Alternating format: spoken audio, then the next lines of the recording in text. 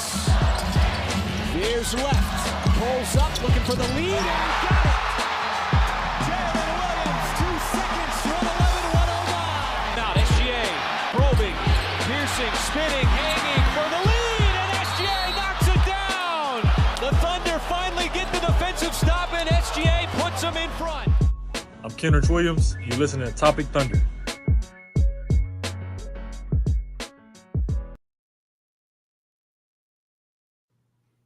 And welcome back, everybody, to another edition of the Top of Thunder podcast. I'm your host, Dylan Huntsinger at Thunder Chats, where you're part of the B-Lead Network. And this podcast is brought to you by betonline.ag. Now that's out of the way, we have a very special guest joining us today. None of the other Fry Pod members could join me today. They were all busy. Cone was actually at the game, so he got to see that absolute masterclass. We've got a fun show planned for you guys today because, in case you didn't know, like without being in the lead, the Thunder played the Knicks in MSG, the same team that we beat about a week ago on our home court. And despite what the Knicks lead Twitter page would have you believe, the story was not different. It was not a different story. The Thunder absolutely dominated tonight. Vibes are high. It was a great bounce back game. And we're going to talk about it with our friend north of the border. Get ready to taste the rainbow because we got OKC Skittles here. Yanni, what is up, my man? What is up, Mr. Chats? I'm doing good. What a ball game. What a season it's been. 16-1 in our last 17 games, I guess. That would be the math, yeah. Yes, that is right. We're not talking about the Bucks game. That doesn't count. What happens in Vegas stays in Vegas, but absolutely here we are. Yeah, man. No, it's it's been a ride. These going against the top three teams in the East, just over and over and over again. It's been crazy. Obviously, we still have to play the Cavs. I think after the Wizards again. So we play them next week. We'll see how we bounce back from that. But I've been very impressed. Even though we lost to the Cavs, I've been very impressed by the performance overall against the Eastern Conference opponents. At the caliber that those teams are, you would be happy with winning 2 or 3 of those games in the 5-game stretch. But the fact that we've already won 3 and we have a chance to go in and win 4, and we played really well in the loss against the Cavs, I'm sitting on cloud 9 right now. Yeah, I hear you. The Caps game is really funny because it's one of the few games where right after the outcome and it's a loss, I just didn't care. Mm-hmm. I was just like, you know what? We won 15 straight. We beat all these great East teams. Cavs are on a great home stretch right now. Ty Jerome had 15 points in 12 minutes. Thunder legend. You can't win them all, which usually isn't my mood after a loss. Mm-hmm. So that was funny. And obviously we didn't play perfect that game. Our defense, especially, the Mobley was cooking us on that pick and roll, the short roll, passing it off to Allen and things like that. But wasn't mad at all. Knew the team was going to bounce back, and boy, did they against the Knicks. And I'm sure you want to with that. Yeah, absolutely. Let's jump right into it. So the Oklahoma City Thunder play the New York Knicks in Madison Square Garden tonight with 300 Cone in attendance. They were victorious, 126-101, and we're going to talk about that in our segment we like to call the single large item. All right, Yanni, we're doing the single large item for the New York Knicks game. Whenever we have a guest on here, usually if we have anybody on here and it's just me, I don't go first. So I'm going to let you have first crack at it. What is your single large item for the game? Single large item, it has to be Isaiah Joe. This guy, 31 points, plus 31 in 30 minutes. But if you round up, it's 31 as well. Isaiah Joe had 8 threes. It was just a crazy game. I went to a Thunder game earlier this season when they were up north in Toronto. And Isaiah Joe played great there too. He had 16 points, 4 threes. And I was like, you know what? I don't know why he hasn't been as good since then, but he bounced back big time. Being able to hit 8 threes, just coming in on fire in that second quarter, especially because we had a good lead. It was 14 points. Shea was leading the way there. And then I thought, okay, the Knicks are a good team. They're going to claw back a little bit, and then we're going to have to put them away, and it'll be a close ball game. But Isaiah Joe just came out of nowhere and just started hitting every three, including that crazy deep three from the 29-foot mark. And it's big for a shooter. This is why if you have a streaky shooter, you just have to like let him ride and let him get out of the slump. And the only way he can get out of the slump is if he keeps shooting. And in the last 2 games, because he played good against the Cavs as well, I think he's bounced back and he's starting to find his rhythm now. So that's good to see. Yeah, man, he's been. I mean, he was sensational tonight. Like he came in and I think he made his first shot. And like sometimes that's all you need as a shooter is like a microwave scorer. Like once you see that first bucket go in, you're like, oh, like this is that night. Like it's happening tonight, and it did. I mean, like quarter by quarter, like he hit 2 threes in the first quarter. He hit 4 threes in the second quarter, which is kind of what he was talking about. I think that's when he hit that really deep one. Third quarter, he missed his only 3, but he made 2 more in the fourth quarter to make up for it. So like he was just knocking it down. And I kind of talked about it in the last podcast, but it feels like Casey Wallace has kind of cemented that started role, like that 5th starter until Chet comes back at least. And I think that it has helped not only him, but Aaron Wiggins and now Isaiah Joe kind of settle into their role and catch rhythm in their role. And you're starting to see evidence of it, man. Like Isaiah Joe, I would like to see what his shooting stats are like the past, like, I don't know, like 5 or 6 games, like see what his percentage is, because it feels like it's been a lot better. I mean, Wiggins played good tonight. Casey struggled to shoot a little bit, but he was a menace defensively. So it's nice to see, like, like I said, whenever you have those role guys, like clicking on all cylinders, it takes your team to a new level. Do got to shout out El Sombra Regio 7. I apologize, sir. He gave us a super chat. Said New York gave 5 for Mikal to go 0 for 9. I guess 5 first. I was open to it, but so glad Sam waited for iHeart, and it was the right choice in hindsight. And Sam, we trust, brothers. Yeah, I was a big Mikal Bridges guy, and like to his credit, he cooked us in the first matchup. Like he was on fire. Do you remember how many points he had in the first matchup? It was like 23, 25. No, but I can pull it up in like 2 seconds. 2 seconds. 1, 2. As my freaking 8-year-old would do to me. And so I'm like, give me 2 seconds. Like, 1, 2. Close enough. Might need like 2 more. Let's see. No, you're good. If my computer loads fast enough, that's my excuse. He had, and then a pop-up comes up, of course. He had 24 points. 24 points. 24. Okay, yeah. Yes. I said 23 or 25. It was literally right in the middle. That's so stupid. Yeah, man. No, he absolutely got locked up tonight. What did he finished with 0 points. And I mean, he was getting good looks too, especially from 3. Like he went 0-7 from 3. He had some good looks. But I mean, all in all, like, we talked about how the defense wasn't necessarily there in the Cavs game as much as it has been all season. It definitely showed up tonight. And, a big part of that was what we was able to do with Mikal Bridges, because all in all, like, Towns and Brunson still had good games, like especially offensively, but holding down Bridges, like especially after the month that he had in the month of December, was huge for tonight's win. Yeah, 100%. And with Mikal Bridges, he was a minus 23 too, so that's kind of crazy to note. He had 0 steals, 0 blocks. His defense was solid, but you could see his confidence was really shaken when he couldn't hit a shot. And his shot kind of looked different than the last game. Even Walt Frazier, the Knicks commentator, when he was 0 for 9, he was literally just like, yo, please stop shooting Mikal Bridges. It's not working. You're not shooting confidently.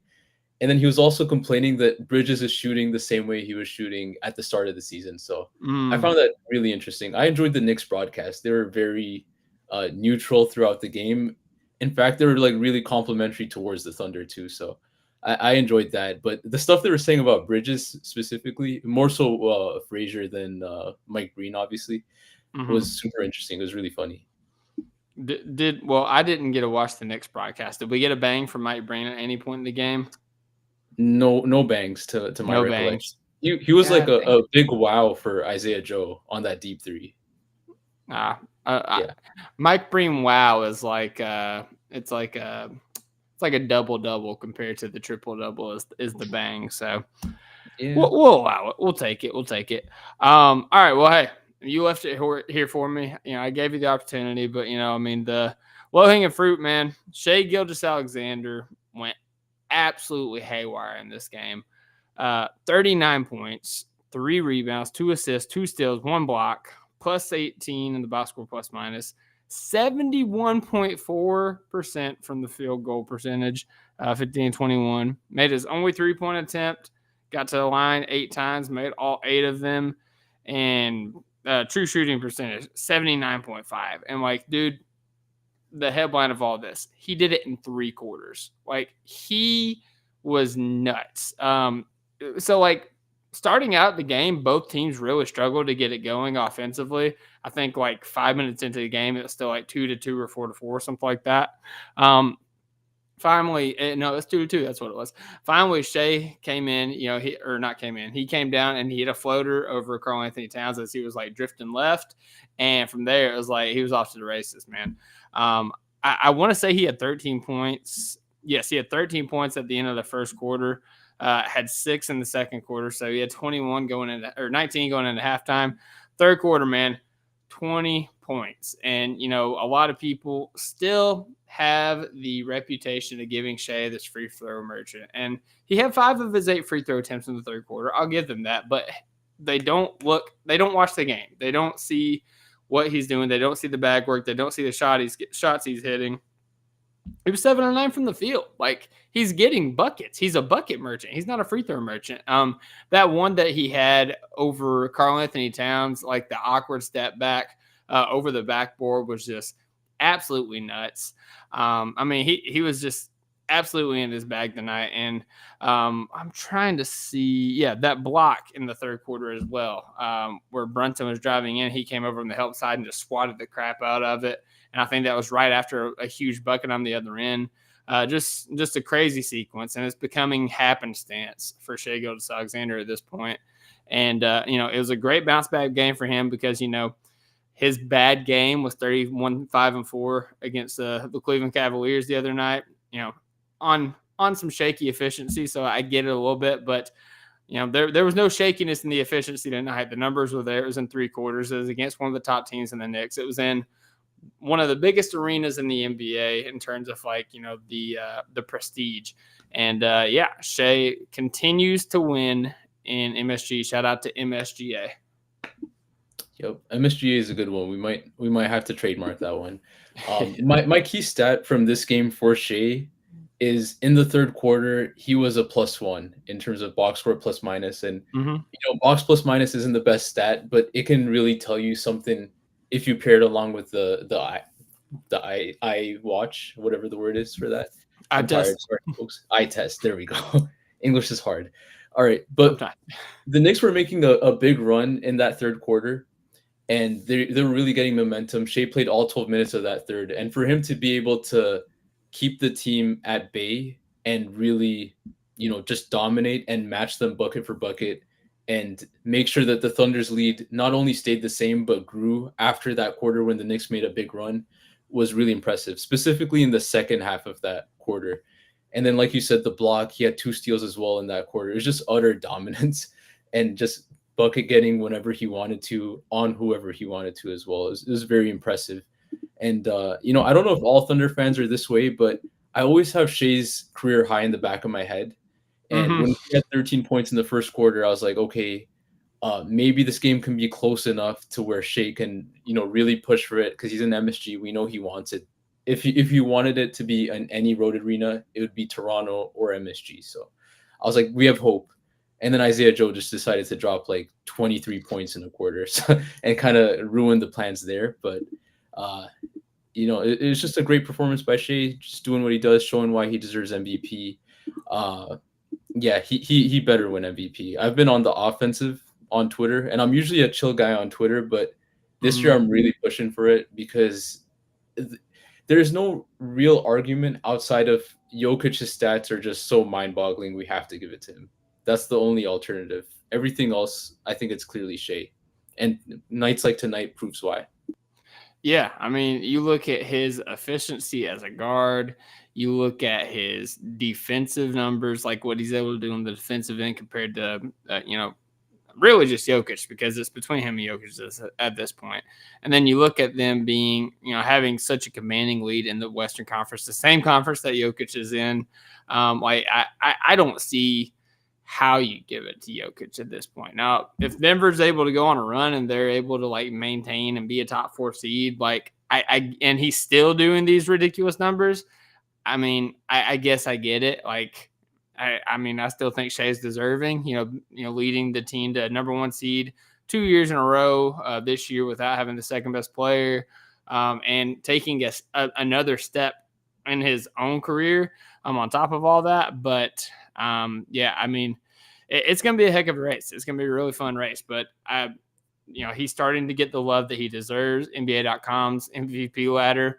Even after last week, they still had Jokic first, but this week they finally put him at number 1 based on what he was able to do against the East elite.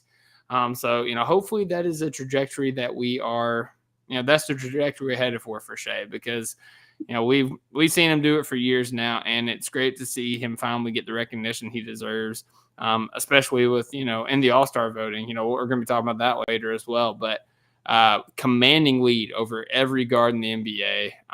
It's just, shout out Shea. He's been killing it. But let's see here. Let's go to you for your second single large item, Mr. Yanni. Second single large item. This is a good one. I'm gonna take it from our good friend. Well, he's not my friend, but he is now. Shout out El Sombro Reggio 7. I listen to the pod and I hear you guys shout him out all the time, so I'm happy I get to do that now. But he's a loyal listener. He highlighted that Josh Hart, Jalen Brunson, and Mikal Bridges were all minus 22. It's almost absurd how abusive our defense is, and that can be that is spot on analysis right there. It's just crazy how physical we were. The Knicks were trying to pass the ball, and that's the one thing you can't do against the Thunder. If you pass the ball, our hands are all over the place. We're going to get that ball. It's going to be a steal. It's going to be a turnover for your team. And it was just insane how we're way too physical, but without fouling as well, which we're good at anyways. But usually we rack up the fouls and we get the steals anyways, and it's worth it. But in this game, we weren't fouling. In fact, we were drawing fouls, and the Knicks just couldn't do anything. The only guy we really had trouble with was Cat, who got 12 free throws. Or sorry, Jalen Brunson, who got 12 free throws. But everyone else we were able to keep at bay, really, and it turned into a lot of quick transition points for us, and it just threw the Knicks completely off rhythm. Like, that's how we got our 17-31 lead after the first quarter. We were up by a little bit less than 30 at halftime, and that was really why. The Knicks were just completely thrown out of the rhythm. Mikal Bridges couldn't get a shot off. For some reason, he kept taking leaning three-pointers in this game, which was a little bit weird to me. He wouldn't set his feet. It was almost like he was scared of the defender closing out on him, whether it was Shea or Cason Wallace or whoever it is, and he just kind of flung it up, and it clearly didn't work. Yeah, that's crazy too, especially considering what he did the last game. But yeah, man, like it's Brunson's that guy that everybody wants to make Shea out to be. Like he was the free throw merchant tonight, if there was a free throw merchant. Like, some of the things that he was doing today to get to the line was not ethical hoops. Let's call it that. But yeah, I mean, it was a gang effort in terms of creating those turnovers. Cason had a just absolutely ridiculous strip of, I think it was Josh Hart. No, I don't know. It was Hart or Towns there at the end of the half, and created an opportunity for Dub to go get a layup in the half. Just missed it because there was literally 1.5 seconds when he got to the free throw line. And so you could tell he was kind of panicking, trying to make sure he got the ball up in time before the buzzer went off, and he just missed it. But yeah, I mean, some of the defensive plays that these guys are able to make, it's just mind-boggling. And what's crazy to think about is two of our best defenders, if not our best defenders, are still right in the prime. They're still recovering from injury. I'm whenever we're able to integrate them back, it's gonna be scary hours. It's gonna be insane, because we're not doing this against the Washington Wizards or the Charlotte Hornets or any team like that. Like we're doing this against the best teams in the league, not just the best teams in the East, the best teams in the league. Because like right now, I'd take the top of the East over the top of the West collectively any day. So the fact that we're able to do that against them, it's just that much more impressive. If I'm going with my next single large item, I'm going with Dub continues to play his game. Dub continues to impress. He had 19 points tonight, not quite getting 20, even though I had him getting 20 in my parlay. It's all good, Dub. I'm not salty. Had 4 rebounds, 5 assists, a steal, 2 blocks. Shot 50% from the field on 8 of 16. Missed all of his 3-point attempts, which typically would be like not concerning, but kind of a bummer. But the fact that he was able to get 19 points without making a single 3 just shows like how dominant he was as a driver, as he was as getting to his mid-range. He feels a lot more assertive these last few games.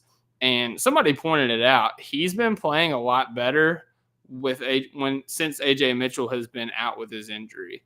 And I don't think that, they can't play together, but it feels like they've been trying to, like last year, it was kind of like a power struggle whenever Shea was off the bench. It was Giddey, it was Dub, they're kind of sharing playmaking ability or responsibilities. This year, we thought it was going to be Dub, but then the emergence of AJ happened, and it's kind of been AJ being the main ball handler off the bench. But now that AJ is hurt, Dub kind of runs the show whenever Shea goes to the bench. And I think that he's finally able to, again, find rhythm in that role, find comfortability in that role, assertiveness, and I guess responsibility to like be the guy to go get the bucket, to break down the defense, to, create opportunities for his teammate. And, he's been able to thrive from it. And we need that out of him because like I love Dub. But, December was a rough month for him. Like he had a rough shooting stretch, and the fact that we was able to win without our second best player, playing up to his standards, is just another like just insane thing. So with Dub stepping up, with Shea playing this way, and our role guys starting to find a rhythm in their roles, and Chet and Alex Caruso are like on the come up. Like, man, I'm getting so excited. Yeah, for sure. Dub is an interesting one because if you're in the outside looking in and you just look at his numbers, the general consensus is like he's a no-brainer all-star, young up-and-coming player, whatever. But for Thunder fans who really watch the games, we've seen the highs and lows this season. And it's been an interesting struggle for him because, his rookie year and a little bit in his second year, he was just kind of like an automatic bucket in the paint. And for some reason, it hasn't been the case this year.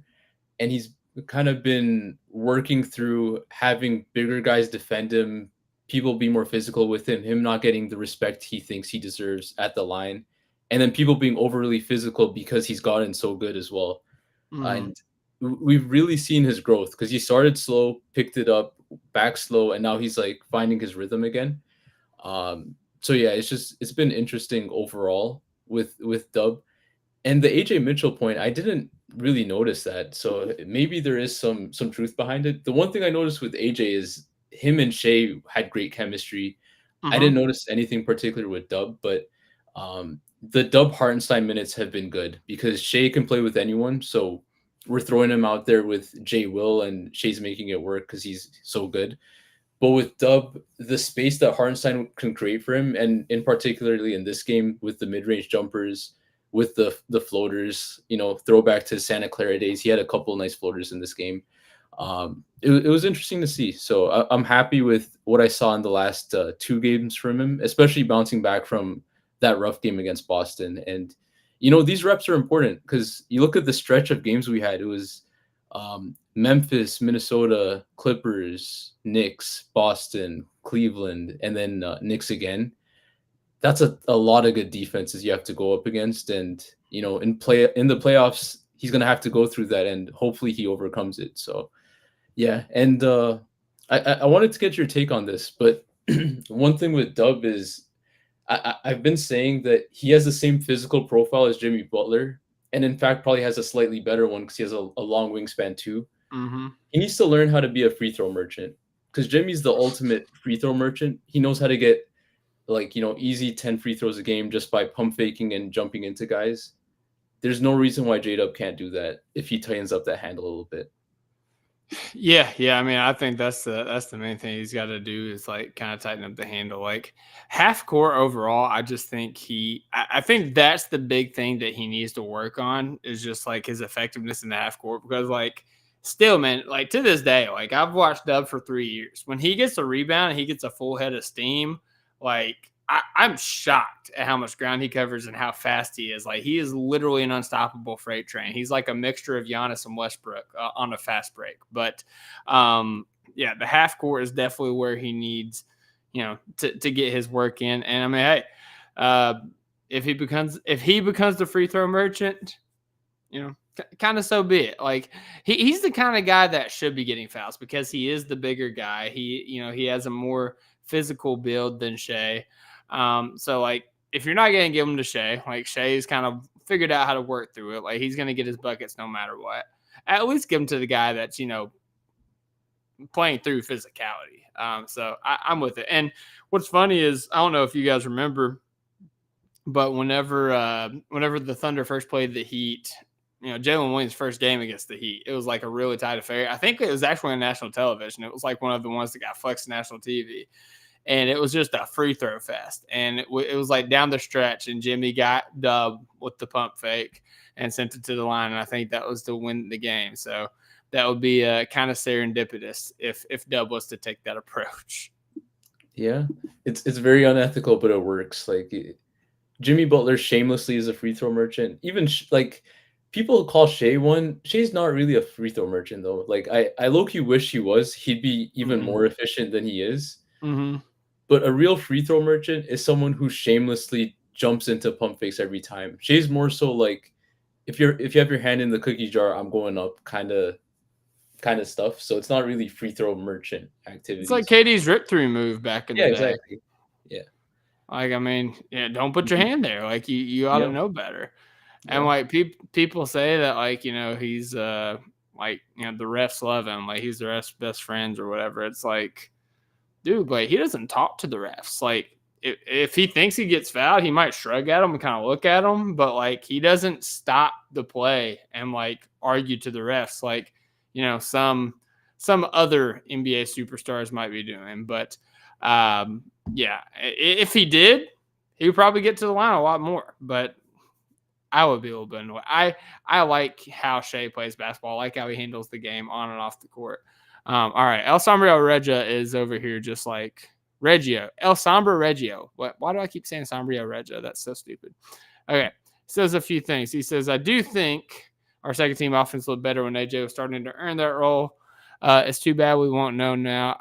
But I think Dub would have adjusted. Yes, that's kind of buried in the lead. We're talking about the Knicks. It came out today that AJ Mitchell had a operation done and he will miss the next, 2 to 3 months, I believe. Yeah, so we will not see AJ Mitchell for a little bit. Kind of a bummer because, obviously it's a bummer because he was working his way to that full-time NBA contract. Maybe the Thunder would still reward him with that. I kind of doubt it right now because roster flexibility. I think that's in his future, 100%. But, yeah, he will miss probably the rest of the regular season, probably make it back for the playoffs if he still has a role at that point because, that's when rotations kind of shrink. Ideally, you have Chet back, you have Caruso back, you have, kind of all your tools there. So maybe he doesn't have a role at that point. But, hey, get well soon, AJ. Hope you're doing better. Anyways, next thing, El Sombra Reggio. There we go. Said it right. It said, I do think once Dub had adjusted it, it would have taken a lot of pressure off in the early game minutes with the second unit, keeping him fresh for the fourth. But that Cleveland game was nice from Dub. Yeah, that was really whenever he started to, find his rhythm. And like against Cleveland and against the Knicks, it would have been nice if he did it against Boston because I remember last year against Boston, like, everybody's talking about what Shea did, and Shea was phenomenal against Boston. But the story was, I don't know if anybody remembers, Tatum switched on to Shea in the fourth quarter and was like, hey, I'm not getting nothing done offensively. I'm going to try to shut him down. And to his credit, he defended him very well. And it was actually Jaylen Williams that had to step up and kind of carry the Thunder across the finish line and score buckets down the stretch. And we just hadn't seen that out of him a lot this season, and we didn't see it out of him against the Celtics, but we're starting to see it now against, again, two of the best teams in the league in the Cavs and the Knicks. So as I said with Shea, hopefully this is a sign of things to come. Hopefully this is the trajectory that we are following. But yeah, I mean, shout out Dub. He's been killing it. Talked so much about Dub. So, El Sombra also says the Skittles, to be fair, Jimmy had the same issues his first couple of seasons too. Bro was too competent finishing at the rim. Yep. That is true. Jimmy was averaging like 2 points for Thibodeau off the bench, just like a defensive guy. So Dub is definitely better at the same point of their careers, but we only look to the sky. Hey, absolutely. The ceiling is the roof, as somebody likes to say. So, all right, Yanni, what is your next single large item? So we're doing 3 single large items. Yeah, we'll do 3. We'll do 3. All right, then I gotta search for a third one. The triple single. The triple single. Yep. Let's see here. I'm just double checking the box score. Yeah, you know what? I'll shout out the Thunder bench. The Thunder bench were really good overall, and I'll specifically shout out what Walt Frazier was saying. Is it Clyde Frazier or Walt Frazier? It's Walt Frazier, but his nickname was Clyde. Okay, there we go. Yeah, what he was saying. He was basically calling Aaron Wiggins and Isaiah Joe and Cason Wallace, who I know started, but he was calling them these like no-name guys on OKC who were just so good and come out of nowhere and just dominate and do the right things on both ends. And it was funny because he's just no filter, and then Mike Breen is just very professional. Mm-hmm. So yeah, that's my takeaway. Just Aaron Wiggins and Isaiah Joe really just making a name for themselves in the NBA. It's good to see because we've seen their development arc. Isaiah Joe, that no-name two-way guy we signed, who had the big game against the Mavs. Aaron Wiggins, who had the great summer league performance his rookie year and earned his contract upgrade from a two-way to a regular guaranteed deal. And then Jay Will as well. He played good minutes, played good defense. Kenrich Williams. It's just really nice with this team. Like for all of us who've been here in the tanking days, we saw when these guys weren't as good as they are now. And to see them do this at this high of a level and for it to be recognized across the league when it was just us seeing these flashes, it's really nice and it feels rewarding. I'm sure it feels great for guys like Sam Presti and Mark Daignault. Yeah, the depth is great to have, man. Like it doesn't matter how good your stars are. Like you got to have depth in this league. Like I was listening to a podcast talk about why the Big Three era is kind of dead in the NBA. It's because it doesn't matter if you have 3 stars if you don't have guys around them, to help build your team. And I think we've seen that. And luckily the Thunder had their cake and eat it too. We kind of have 3 stars, and we have all the perfect pieces that we need around them to kind of make it work out. So, yeah, very, very blessed to be a Thunder fan. Shout out to the bench. They've been playing great. Like all the role guys have been playing great. Kenrich Williams has been phenomenal this year. And I say that as a guy who was kind of questioning Kenrich Williams' spot on this team over the offseason, and he's just came out and made me look like a big idiot. So that's awesome. Jaylen Williams kind of bounced back from the Cavs game. Where, I mean, Jerry Allen and Mobley was making Isaiah Hartenstein look silly as well. But Jaylen Williams was also looking silly. But tonight, 10 rebounds, led the team in 10 rebounds off the bench, had 2 blocks. And, of course, we got 1 boom off the three-pointer. So, shout out to him. My final single large item for the night on the Knicks game is Isaiah Hartenstein's revenge game. Wasn't like a super loud revenge game in terms of like the numbers or anything like that, but man, he's been consistently just like diming people up for 3 or 4 games at this point. Tierney called him the German Jokic the last time we podcasted, and I mean, hey, we're getting some baby Jokic vibes out of him. He had 6 assists tonight. He had 8 against the Cavs. Trying to see how many he had against Boston. Of course, it doesn't want to show me. That's cool. Oh, he had 2 against Boston, but he had 7 against the Knicks and 6 against the Clippers the night before. Again, 4 against the Wolves and 6 against the Grizzlies. Like, he's been diming up, man. What he's able to do in the short roll, what he is able to do, how he's able to find cutters. Like, his bounce passes, like his pocket bounce passes to cutters is just an insane skill to have. Like, an insane skill to add to this team, because one thing that we kind of was going to miss by trading Josh Giddey is those passes to cutters. Like, he had great chemistry to guys like Aaron Wiggins and Kenrich Williams and, getting to the rim.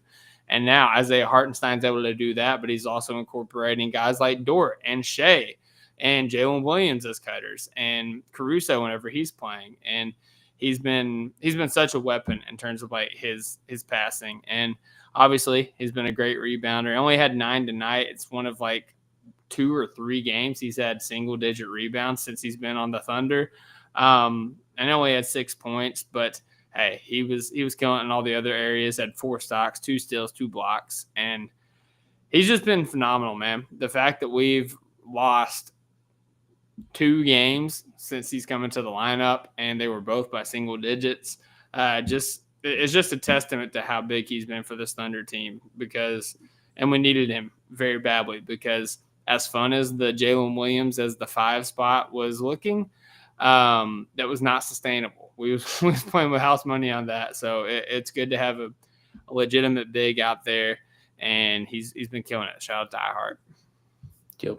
Big shout out to iHeart. He's just been so consistent, like consistently being the anchor of the team. He's not the best player, but his impact is just so obvious in why they need him. And it becomes even more obvious whenever he goes to the bench. It's just his presence, having this big guy in the middle who's able to not only set screens and roll hard and crash the glass, but to be able to pass as well. It's a huge addition. And it makes his career arc even look crazier, just because this guy, off the defense alone and off the, just general center things alone that he does, his value is insane. But when you mix it in with the offensive repertoire he has, it's very interesting how all the teams kind of let him slip. The Knicks obviously didn't. They wanted to keep him. They just couldn't pay him. Like, they literally weren't allowed to pay him more. So they lost him. But it's a great find for the Thunder. And without Chet, it's been so valuable. Like, the value of Hartenstein is more and more. I feel like it's no brainer that we're picking up that 3rd-year option, which we don't have to decide now, which is great. But it is definitely leaning towards that. Whereas when we first signed that deal, it felt like we'd let him go and then renegotiate at that point. But now it's just looking like we want to keep him for as long as possible. His chemistry with Chet was amazing in the preseason, and I assume it's going to be really good. But the way he aggressively tries to find people as well is interesting.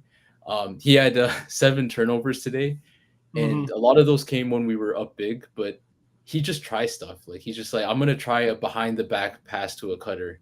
And it went out of bounds and he looked silly. But it's that kind of confidence you need as a good passer to make it work the next time when it's a closer game, when it matters, and things like that. So I've been really impressed with iHeart. Big shout out to him. Dude, he was spamming the bounce the ball between his legs to Isaiah Joe on a DHO forever. Doesn't really do that too much anymore, but like I missed it. Like, it always made me laugh. It always made me smile. So yeah, iHeart's been great. Shout out to him. So yeah, once again, like, the Thunder had a very convincing victory against the New York Knicks. We play the Washington Wizards in Washington next. Obviously predicting a win. I don't think this is a Thunder team that really sleepwalks, and we've shown many times that we have a switch we could flip, even if we do start to sleepwalk. But hopefully it doesn't get to that point. And then we will be playing the Cleveland Cavaliers once again, this time at the Paycom Center, and at the what's the word I'm looking for? Well, I'm just gonna borrow the words of Nick Sleep. Like, I think it's gonna be a different story in the Paycom Center. Cautiously, I will borrow the words of the Nick Sleep Twitter account. But yeah, I think it'll be a different story, and it'll be a good time. But before we get to that point, we do have a second part of this podcast. On the other side of the break, we're going to be talking NBA All-Star predictions. So right after a word from our sponsors. And we're back after word from our sponsors. Guys, I got Yanni at OKC Skittles here of the Yamology podcast, talking Thunder basketball. We just talked about the Knicks game, the domination, the bounce-back performance. Now we're going to be talking about our all-star predictions. The second round of voting results came out the other day. Shea is number one overall guards by a mile. Jaylen Williams is seventh in forwards. And there's a bunch of other stuff going on. But we're not talking about the voting. We're talking about our voting. We're making our predictions for the NBA All-Stars. So, Yanni, I think the best way to do this is let's start with a conference, and we'll start with the starters. And I guess we could just go back and forth saying one at a time, and we can, if we both have them in the starters, we can kind of, give confirmation while you make your point of why they are a starter, and then, once we fill up the starters, we'll go to the reserves, do the same thing. Sound good? Yep, sounds good. Which conference you want to start? Ooh. You know what? Let's go to East. Why not? East. Okay. Front court or back court? Because one of them is interesting, one of them is pretty obvious. Yeah, I mean, well, hey, let's start with backcourt. Let's get the easy out of the way. So we played one of them tonight. I'm going to say Karl-Anthony Towns. Okay, so that's front court. All right. Cat, I agree. He's been great this year. Yeah, my bad. Yeah, no worries. Are we going just rapid fire, or are we going to elaborate on each guy? You can elaborate a little bit if you want to. All right. I'll just give Cat a quick shout out. He's been really good offensively and averaging a career high, almost 14 rebounds a game as well. It's just kind of crazy. He hasn't been cooking against the Thunder because we know the hack against Cat is just put a wing on him, and then he just gets confused and forgets that he's an elite three-point shooter, and he just ends up trying to force himself into the paint, which kind of works, but makes him a lot less efficient, and I'm supposed to compliment him. So I'll just move on to the next East front guy, which is Jason Tatum. Yeah, I mean, Tatum, what else is to be said about Tatum? Like, he's the number one guy on the defending champion Boston Celtics. He's a two-way menace when he locks in. And I think he's leading the team in rebounding this year as well. So like he's really stepped up on that end as well. And he might even be up there in assists. I'd like to pull up his assists. I think he might be leading the team in assists as well. So he's kind of doing everything for the Boston Celtics. And yeah, he's having a great year as well. So absolutely Jason Tatum. I mean, you got to round out the front court with Giannis Antetokounmpo. It's been said that he might have had a good game in a game that didn't actually happen in Vegas, but he's also been having a good year otherwise. Yeah, well said. Giannis, there's not much to say. He's just a walking 31, 10, and 5 every single year, and he's doing that again this year. So Giannis more than deserves it. We can move to the backcourt now, I guess. Yeah, this is where it gets fun, right? Who you got? Yeah. Who you want to say in your backcourt? I'll take the easy one. I'll take Donovan Mitchell, best team in the NBA by far now. I guess they're 2 games above the Thunder. He's been absolutely hooping. His stats aren't too crazy, but he's the clear leader of that team. So give me Dono. Yeah. And luckily for him, he doesn't have to play against Lou Dort every night. Shout out to Lou. The torture chamber was amazing. What was he? 3 of 16.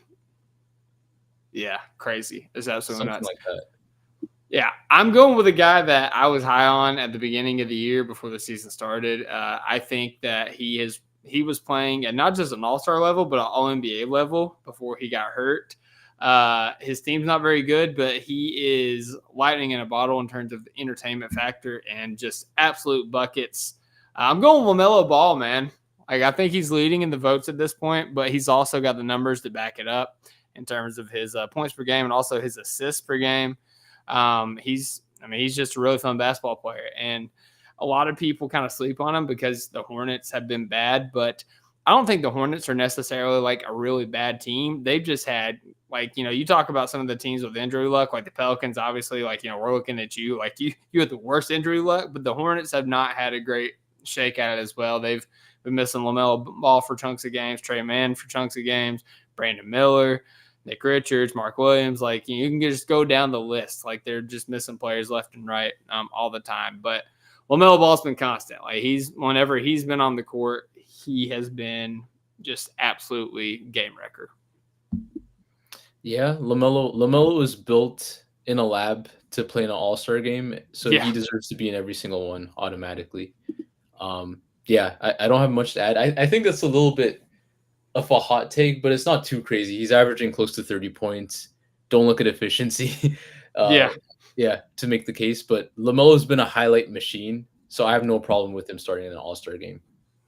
So so based off of how you said that, I'm guessing you have Brunson as your other starter. Yeah, I would lean Brunson Mm-hmm. basically because of team record. Stats are comparable as well, so, and overall just like leadership and stuff like that. But I have no problem with LaMelo. I love watching LaMelo play. It's so funky, it's so weird, and he Mm-hmm. just like someone quote tweeted this, and it was like a banger tweet, but it perfectly encompasses LaMelo. He just plays like he has AirPods on, and he's just at the That's gym. awesome. He's just trying things. He doesn't care. He's shooting like 40% from the field, averaging 30. It's just vibes. Yeah, it's amazing. Shooting the one-footed 3-pointers. Man, it was what was it? They played the Bucks. I had bet on Giannis's under, so I was like locked in on that. It was the last thing that I needed for my parlay to hit. And I mean, LaMelo, like I was like, just go away so Giannis can stop shooting. They can stop caring. And LaMelo and Brandon Miller, they were just hitting three after three after three. They kept making it closer and closer, sending Giannis to the line. I'm like, man, long story short, I lost my parlay because the Hornets and LaMelo Ball just went nuts against the Bucks and forced them to actually keep trying to the end. So, yeah. But yeah, LaMelo Ball, great. Brunson, obviously he's been great as well. I think that what was the percentage the fan vote counts for? Is it 25%? It's 50%, but then in a tiebreaker, or the fan vote is the tiebreaker as well. So like it waits for 50%. Yeah. Yeah. Yeah. I mean, for that reason, I still lean LaMelo just because he has the fan vote pretty handily, but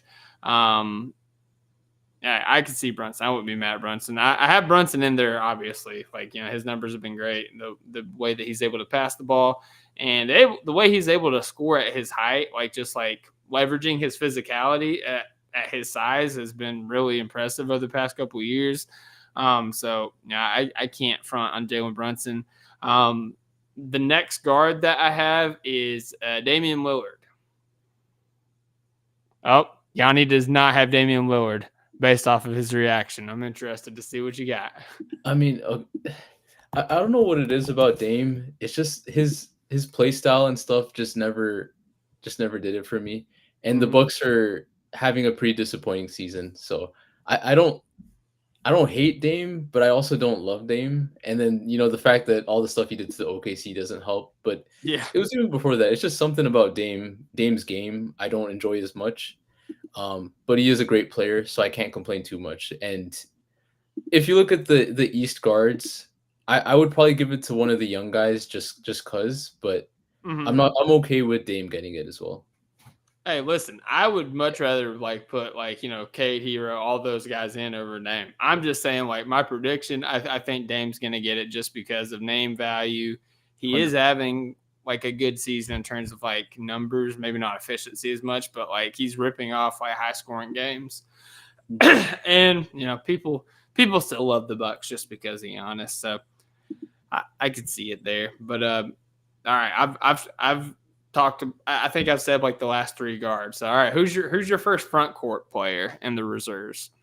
Front court player? Is Jaylen Brown a front court player? He was listed as front court in what I found, and I have him on there as well. So let's say perfect. yes. Yeah, I'll give it to Jaylen Brown. Why not? He's Finals MVP. He's having a solid year. It's nothing too crazy in terms of what we expect from Jaylen Brown. It's just right on par with what he usually does. 24 points, decent efficiency. It's actually slightly below average efficiency for his standards, but overall, he clearly deserves to be an All-Star. He was the Finals MVP. Shout out to bro. Yeah, Jaylen Brown is. I feel like he's an easy pick here, just because the Celtics have been good. Jaylen Brown's got the previous recognition of being an All-Star. He's still high up there on the scouting report in terms of if you're playing for this, playing against the Celtics. So the coaches are going to have that in the back of their mind, and he's still having a good year as well. So I think it's pretty clear there. Chat, can I ask you a quick question, Chats? How many points did he have? How many points did he have in the second half against OKC? That'd be a big goose egg, my Yeah. guy. The same amount that Mikal Bridges had the entire game to say. Yeah, that's crazy. Oh, the torture chamber. We just have like 5 guys that can do torture chamber type stuff now. It's great. But anyways, back to the Yeah, for sure. Now, for my other front court spot, I've got a guy that we just played recently. They are the number 1 team in the East, so I believe they do need to have multiple All Stars. I'm going with Evan Mobley here, and Evan Mobley, like, not only is he having like an all-star like season, but he's also improved his scoring tremendously. Like he's averaging almost 4 more points a game, and like just ticking up that scoring, becoming like a legitimate second option some night, because Mitchell and Garland, like, they're both good, but like if one of them's hot, a lot of times the other one takes the back seat. And Mobley's been like that secondary option in terms of like, a big that can score around the rim, out of the pick and roll, but also facilitate. The big to big passing absolutely killed OKC with no Chet out there. So him taking a step up in that as well. Yeah, I definitely got to go Evan Mobley here. Yeah, I like that pick. I would have picked him as well. And when you look at the East All Stars as well, like the front court, it's been kind of a mess, especially with Joel Embiid having as rough of a season he's having, Paul George just not being the same guy, and all these kind of stuff. The East guards are interesting. East front court is just a mess, which is why my next pick is going to be his teammate Jared Allen. I'm just going to keep it simple. These guys have been absolutely insane. Jared Allen absolutely dogged us as well. He doesn't. He's not the typical all-star, but if you watch him play and see how important he is to the Cavs, it's clear that they deserve at least 3 all-stars, if not 4. But I'm giving them Jared Allen. Yeah, I mean, Jared Allen was good. He was really good against OKC the other night. I don't know, man. I might just be old-fashioned. I'm not a 3 all-star type of guy on a team. I don't care how good you are, unless unless Chet Holmgren is healthy, then we could be talking about 3 all-stars. Yeah. But even before the season, I was saying that the most that the Thunder would get would be 2, but I thought it would be Shea and Chet. I didn't think that, with Chet on the floor as well as Shea, that Dub would have a shot at being an all-star. So I'm kind of a 2 all-star guy. I don't hate Jared Allen. Like, I think that, if they did to get 3, I think that Darius Garland kind of fits the all-star mold a little bit better. But if you're like just talking about recognition, like, and you believe that he is better than Darius Garland, then yeah, absolutely award him with that. But my other pick is actually, let me double check here. My other pick is actually on a team that a lot of people have probably penciled into the All-Stars as a guard, but I don't have him. I have this guy as the representative for the Atlanta Hawks. I have Jaylen Johnson, one of my favorite players in the league. Yeah, he's been great this year, man. But he's almost averaging 20 points per game. He's averaging over 10 rebounds a game. Obviously, the Hawks, I mean, they aren't the worst team in the league. Like, they're right there in the hunt. I think the last time I looked, they were like in the 7 or 8 spot. So, like, they're still in the playing range, and they're also suffered some injuries as well. Jaylen Johnson's also hurt right now, but he's been putting up great numbers. He's a guy that's like constantly improving. He had a case for most improved last year, and he's actually taken a step up since then last year. And in terms of like, I mean, not even just like his points and rebounds, he's also taken a step up in terms of like his playmaking, averaging. So as a whole, he's basically averaging 20, 10, 5, and 3 stocks a game. Like, he's been great. He's putting up the numbers, and I think that he would be really fun at an all-star game, just throwing down lobs, dunking on people, shooting threes, throwing crazy passes. Yeah, I'm going Jaylen Johnson as kind of like my wild card final front court pick before I actually get to my wild card picks. Nice. Yeah, that's an interesting one, Jaylen Johnson. He definitely fits the mold for someone that would make for a fun all-star game, because he has some crazy dunks in his bag.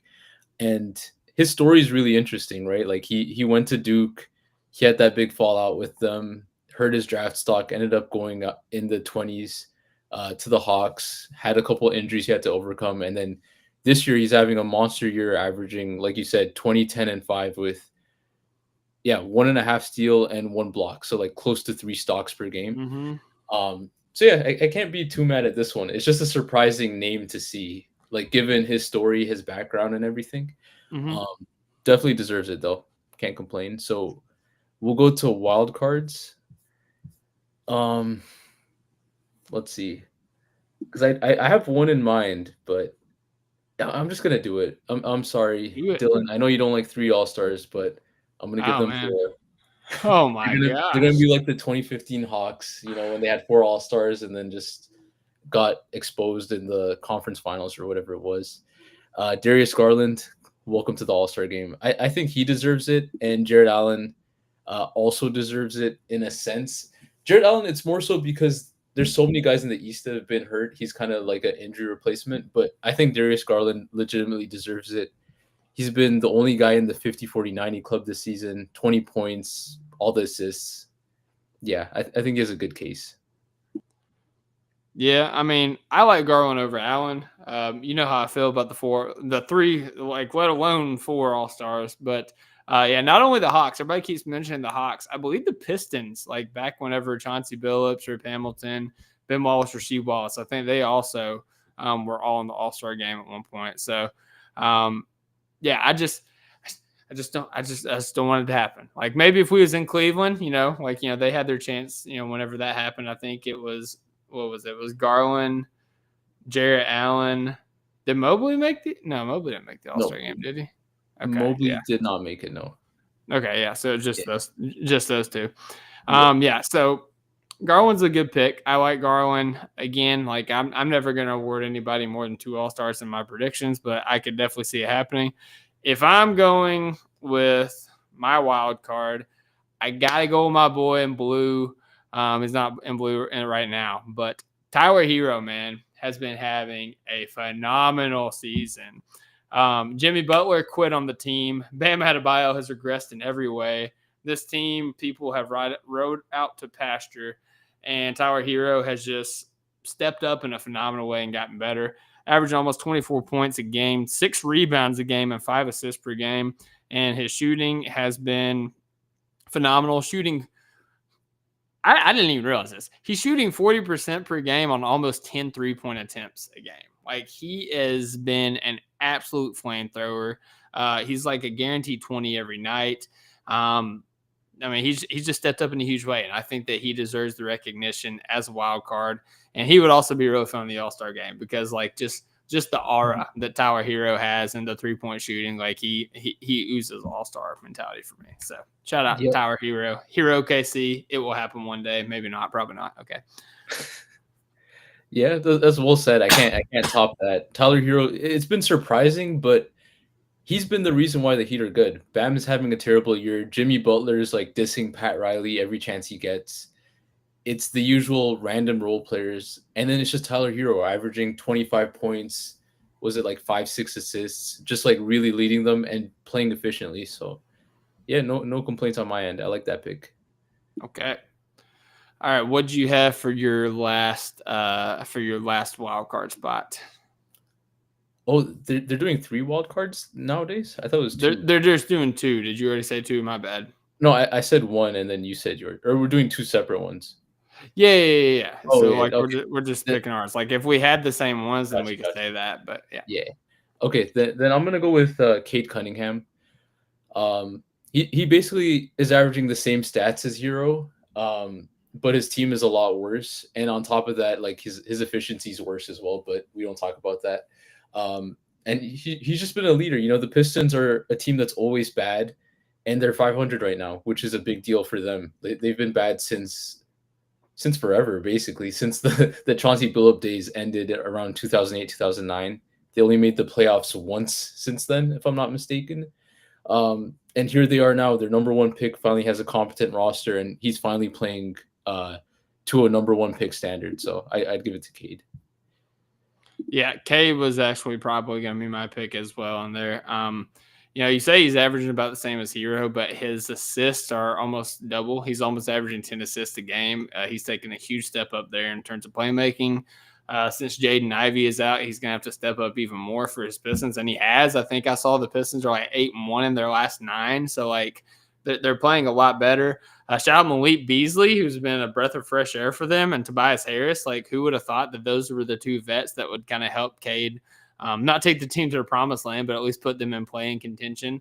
But yeah, I have no qualms with Cade. I think that he would be a lot of fun. And he was another guy that I had kind of started doubting going into the offseason and has just like made me look stupid. So yeah, I'm cool with Cade. Let's see here. Let's go to the West now, Yanni. So we talked about the East. I feel pretty good about our East picks there. The West, I mean, obviously, like, let's just get it out of the way. Shai Gilgeous-Alexander, all-star starter, unanimous. For the second guard, I'm going with Steph Curry here. Mm-hmm. Yeah, obviously. Oh. What you got? No, I'll let you cook and then I'll speak. My bad. No, yeah, I was just saying, like, Steph Curry, like, obviously, phenomenal basketball player, having a good year despite the Warriors' struggle. Like, he came out on fire. Like, the Warriors came out on fire, and Curry still has some of these flamethrower games. Like, he went 8 of 8 from 3 the other night, which is just absolutely absurd. But the game is also in San Francisco. This spot would be like for Luka Doncic if Luka Doncic was healthy. I don't think Anthony Edwards has earned that spot personally. Like, I think that Ant's he's starting to come back around here recently, but I feel like he regressed for like a big part of the season. Like, as a guy that bet on him to score 20, like he couldn't even scratch 15 some nights. Very upsetting. But I do think that Curry's obviously had a phenomenal season. He has the reputation to get in there. They're in San Francisco. He has the fan votes. Like, the coaches know him. The coaches respect him. I think that he gets that second starter spot as the guard. Yeah, I think so too. Especially the fact that it's in San Francisco. Mm-hmm. It's interesting. Steph's having probably the worst year of his prime. He's averaging 22.5 points. Efficiency's down from the field. He just doesn't look the same as well. Like, he'll have 2 bad games and then 1 good game kind of thing. Like, he's not as consistent as he used to be. Mm-hmm. But it's still Steph Curry. So, like, you Yep. have to give it to him. So I'm cool with that. And then we can move to the front court, I guess. Shai and Steph is pretty locked in. The first front court spot, I would just give it to Nikola Jokic. Just get that out of the way. He's arguably the best player in the NBA, top 2 in the MVP race right now. He's just a dog, a workhorse, as the kids say. Yeah, no, absolutely. Jokic definitely deserving. Then I'm going to go with, I think he still qualifies. I know he's missed some time this year, but I'm going with KD on the Suns. This man has been on just an absolute scoring tear this year. It's crazy. People talk about LeBron and how old he is and what he's been able to do this season. And obviously he's older than KD. But KD has been more injured than LeBron in his career. And like, he's not like super, like a lot younger than LeBron. So the fact that he's still able to score at this level, this stage of his career after going through all those injuries as well, is not as impressive, but like almost as impressive to me. Like, I just feel like, people kind of sleep on that for KD, but yeah, he's been having a great season as well. So yeah, I have him for my front court spot. And what is the last front court spot that we have as a starter, Yanni? It's got to be LeBron. Yeah. It's just, it has to be LeBron. Just, he's not having the best year by his standards and all that stuff. Lakers are better than expected, or better than they used to be, I should say. Mm-hmm. And LeBron's LeBron. So, just get that out of the way. It has to be him. Yeah, no, absolutely. All right. And here is where we get to the reserves. And this is, I'm going to start with the front court here. And I think it's Victor Wembanyama. I do think Victor Wembanyama's had a great year. He's been great this season. He's probably going to win Defensive Player of the Year because Chet Holmgren's not healthy. That's what I'm going to say. That's my story. I'm sticking to it. I think he deserves to be an All-Star. I think people need to pump the brakes on him being an All-Star starter. I've seen some people have him there. I think Rob Perez did a stream yesterday where he had Wemby as an All-Star starter. And now people have him at top 5 in the MVP ladder. Like, do you guys know how many games the Spurs have won this year? Like, do you know where they are sitting at right now? Like, people acted like it was like blasphemy and heresy to give Russell Westbrook the MVP when the Thunder were the freaking the Yeah. 6th seed. Like Wemby's in the play-in hunt, my guy. Like what are we doing here? Like I think he's having a great season. He absolutely deserves to be an all-star, and it's crazy he's an all-star in his second season. Like absolutely reward him for that. But like I think that they are so eager to push Wemby forward that they're just kind of forgetting logic with some of these takes. 100%. And I love Wemby. I like watching his highlights. It's so just weird to watch how great this guy is. But people need to relax. Like they have him above Jason Tatum in the MVP race, and Tatum's averaging better numbers in like everything but blocks. So yeah, people are overrating Wemby a bit, but he's still really good. He's 25-10 on a 500 team. Clearly deserves to be an all-star off the bench. The next guy I'll take for the reserves is going to be someone who resonates a little bit with Thunder fans. It's Alperen Şengün. I think Houston deserves one all-star.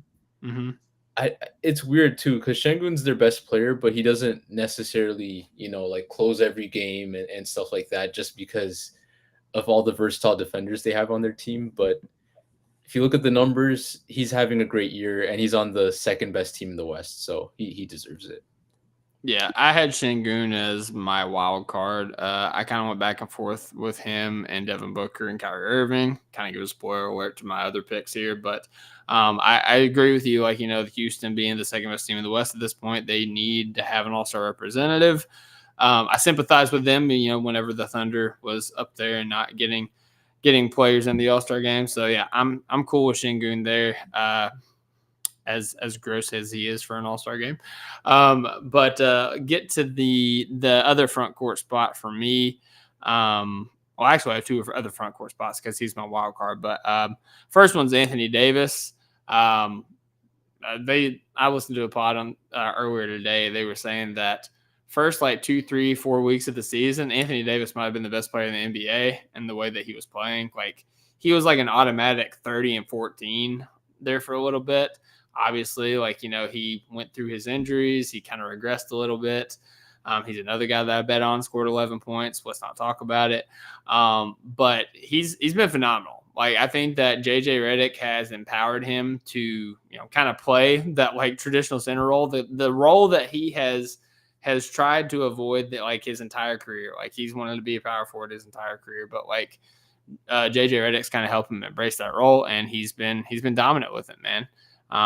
So I mean, he's definitely putting up the numbers. I don't have them in front of me, but I know that he's averaging crazy numbers in terms of scoring, his rebounding. Obviously, he's still a threat with the shot blocking. And if the Lakers are I don't remember where the Lakers are in terms of standing. I know they were the 4 seed a couple days ago. So the fact that they're up there, I think that the popularity of LA. And again, just the respect of the player that Anthony Davis is, the legacy all-star with all of it. I think that he makes the all-star team too. Yeah, yep. I agree on AD. He deserves it just because of his dominance on both ends. It kind of sucks that he probably won't get a defensive player of the year in his career just because he's not on a good defensive team, but in terms of his talent, definitely deserves it. And then the offensive production, like you were saying, he's just a monster. Also about the Lakers record. So the 8th seed and the 4th seed in the West are separated by 2 games. Nice. Right now the Lakers are 6th, but it's a mess. It changes every night basically. So that's fine. Yeah. So are we good? There. Yeah, we have. It's nice. This is why, just a quick side note with OKC, I feel like I don't care if we lose anymore the rest of the year just because we have the 1 seed on lock. Yeah. I mean, hey, I want to push, for the record and everything. So I care if we lose, but no, I'm just kidding. So you had Şengün for one of your front court spots, and he was my wild card. So I still have another front court pick. Yep. That's where I got our boy Jaylen Williams. I was kind of hesitant to put him here for a little bit just because, like you said, his numbers have been great, but just watching the game, the eye test, he hasn't been playing an all-star. That's changed in the past couple weeks in terms of his aggressiveness, his mentality, his approach to the game. accompanied with the numbers and accompanied with the fact that the Thunder have such a commanding lead as the number one team in the Western Conference, they deserve to have 2 All-Stars in this game. And Chet Holmgren's not walking through that door. Isaiah Hartenstein is not putting up those numbers or having the impact or that type of player to be an All-Star. So Jaylen Williams, you are the All-Star for the Oklahoma City Thunder. Yeah, no complaints. That's my wild card pick. He's one of them for sure. So I'm good with that. Wow, you had Schengen over Dub, fake fan. Man, it's for the formality, just because they're the 2 seed, But yeah, we can move to the backcourt maybe. Mm-hmm. Western backcourt off the bench. This one is really interesting because it's just a mess. So I think I'm gonna go with the easy pick here and not overthink it. And I'm gonna go with where is he? What the heck? The guy just it blanked from my mind. 1 second, sorry. I'm just curious if it's the guy that I think you was gonna say now. It's Anthony Edwards. Okay, yeah. Yeah. It just like I had the wrong tab open. I was like, these are all front court guys, but yeah, and he's not having as good of a year as people expected, but he's still Anthony Edwards. Great for All-Star games, shooting 43% from 3 on 10 attempts as well. Like he's still having a good year. It's a team that's rough to watch, with Julius Randle and Gobert. They both are one of the few players who are really good, but also have a lot of lowlights, like in the Westbrookish kind of mold. So yeah, I'm gonna go with Anthony Edwards. Yeah, no, he was absolutely on my list as well. Don't have much more to say about Ant. I mean, he's really fun in the All-Star game. Obviously, he's kind of taken that step to being a star in this league. I don't think he's a superstar at this point. Like some people in the NBA was trying to put him over as well. Just like with Wemby, I think they got ahead of their skis. But he's definitely like just a bona fide star. Like his ability to score the basketball. Now he's adding volume 3-point shooting to his game and just the ability to just explode over the defense. Yeah, absolutely.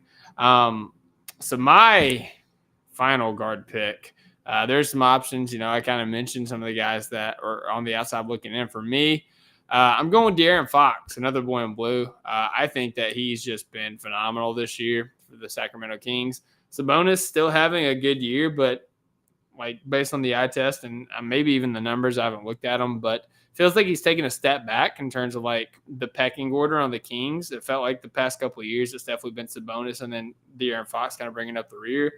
This year, it feels like Fox is really carrying the load for the Kings, whether it's scoring or passing the ball. The gravity that he generates off of his drives, his 3-point shooting, he's been great. Like he's been putting up crazy numbers, and the Kings aren't where they want to be or where a lot of people thought they would be in the Western Conference, but I still think that Fox is putting up the numbers to deserve that All-Star spot over a guy like Devin Booker, who's missed a lot of time for injury, and the same with Kyrie, who's also missed a lot of time for injury. Yeah, it's an interesting one with De'Aaron Fox because you look at the other West guards, like the usual guys, like the Kyries of the world who've missed many games, and then Booker, whose team is actually 2 games worse than the Kings. It's hard to justify it at this point. Mm-hmm. I don't know. It's a tough one. It's a toss-up between him and Sabonis, which I think is why they both missed the All-Star game. It's just because it's like neck and neck, but you don't want both. You just want one. Mm-hmm. So yeah, for the sake of variety, I'll go Sabonis just to give him a shout out. He's averaging like 21, 10, and 6. Fox is the leader of that team, but Sabonis is kind of like the hub. So yeah, I'll give him credit because he deserved it the last couple of years, but just hasn't been, getting the recognition. Fair enough. All right, so my final wild card spot. This is the last guy that I have on here. I've got Jaren Jackson Jr., the Memphis Grizzlies. I think he's really stepped up when Ja has been out, when Bane has been out. He's kind of been the constant for the Memphis Grizzlies this year, putting up great numbers and still just a defensive menace. And also, like he's really added to his 3-point shooting this year. I could just pull up these guys while I'm talking about them, but I ripped through them so fast that I don't have time to do so. So this is my last guy, so I'll pull him up here. Jaren Jackson Jr. this year, averaging a career high 22.6 points per game, career high 6.4 rebounds per game, 2 assists per game, over 3 stocks a game and 3-point shooting. He's shooting 34.6%, which is almost a career high except for his second year in the league. So he's having a great year, and he has played 36 of his games. So I don't think he's missed a game. Maybe he's missed 1 or 2, but like based off of math, I don't think he's missed a single game. So again, he's been the constant for that Memphis Grizzlies team. And again, while this is the last guy and I'm making my point, I'm going to look at the standings really quick so I can kind of further cement my point. Of course, my phone wants to load as I say that, but I am a king at filibustering. Wow, that blue line is annoying. As soon as it loaded, I hit back button. Cool. The Memphis Grizzlies are a 3 seed. They deserve an all-star. Jaren Jackson Jr. is that all-star. John Morant's missed too much time. Desmond Bane is too inconsistent. Jaren Jackson Jr. has the numbers to back it up. So Jaren Jackson Jr., my final all-star. Yep, that's a good pick as well. I might have to swap out the Kings guys and put Jaren Jackson Jr. into my list as well. It's just because like the team is too good. 24-14. Jaw's been like in and out of the lineup. The only consistent thing for the Grizzlies this season has been Jaren Jackson Jr. So I like that. I like that pick. Although he's a boring All-Star game guy. Is this can't be? Is it Matt? We've got a Matt saying sup chat. Is this? There's a lot of Matt. Matt's a very common name, but like we got Matt Tierney. We got Matt of the Yamology podcast. Who is it? We'll never know. We might find out before the end of the pod. But yeah, there is our Western Conference All-Stars. Those are our predictions. We had some people chime in the chat, some people that we missed that they believe should be in there. If you are watching this video, not posthumously, as I like to say, but retroactively, go ahead and put in some picks that you would have in the All-Star game that we might have missed out that we didn't talk about, or if there's some starters that you would shake up, drop those as well. But that is going to conclude the podcast, Yanni. I can't thank you enough for coming on here. Short notice, but just a couple of days ago, Yanni's like, hey, if you ever need like an emergency pod, feel free to ask me and I'll jump on. So tonight was the night that I needed somebody to jump on, and Yanni stepped in and stepped up. So Yanni, as I do with all my guests, I want to give the floor to you. Plug anything you want to plug, and the floor is yours, sir. Yeah, for sure, chats. It's always a pleasure. I've been on this pod a couple times. You've been on Yamology, which is my pod I'm about to plug. So yeah, it's always a good time when we collaborate. Hopefully we get to do more of these in the future as well. But check me out at OKC Skittles on Twitter or X, and check out the Yamology podcast. We've been doing it for about a year and a half now, or a year and a couple months.